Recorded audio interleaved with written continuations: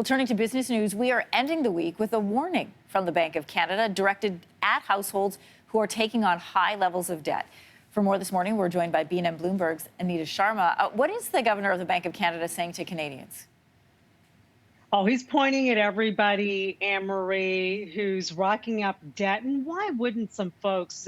Record low interest rates, so attractive right now. Of course, record low interest rates for all the wrong reasons, right? We've got a pandemic we're dealing with. But even before the pandemic, there was some economic uncertainty out there, which is why central banks around the world had to keep slicing and dicing the key lending rates. So here we are. Record low interest rates, whether you're a speculator in the real estate market, whether you want to buy your sixth TV, I would say maybe travel, but we all know what that situation looks like right now. But whichever way you look at it, the Bank of Canada governor says, hey, wait a minute, you don't think we have tools to deal with the fact that you might take advantage of record low interest rates, rack up debt, and find yourself in trouble down the road? Well, we do have some tools. Everybody had to break out their dictionary yesterday, their Webster dictionary, their Oxford dictionary, when he basically said, if too many Canadian households start to become dangerously over-leveraged, policymakers have several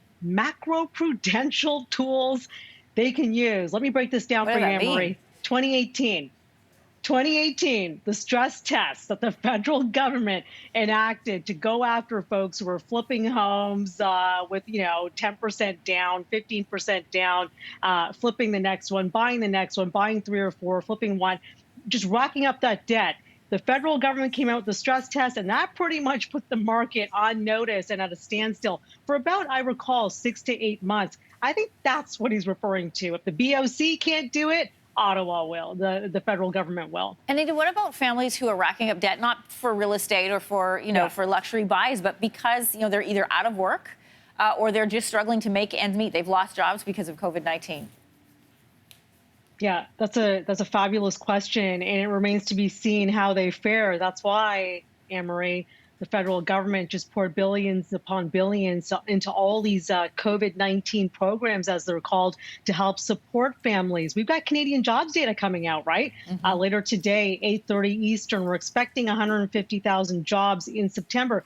Under normal circumstances, Anne-Marie, that would be a great number. However, right now, in these pandemic times, 150,000 actually represents a third straight month of decelerating growth for job gains. We don't want to see that. On the plus side, Walmart today, I believe, announcing it's hiring another 10,000 associates in Canada. But we're also seeing another troubling trend, Anne-Marie, with respect to jobs, with respect to folks trying to hold on to what they have, trying to buy groceries, feed their families.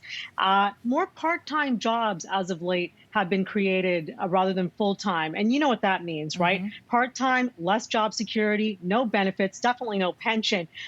So that's a troubling trend, too, that we want to see turn around. As your last guest, I also want to say happy Thanksgiving and hopeful that all these programs are going to do the best they can to help Canadians weather this horrible storm right now.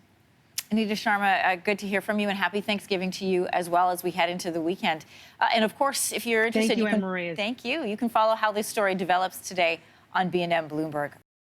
Thanks for watching. If you like this, be sure to subscribe here. And you can check out more Your Morning videos right here.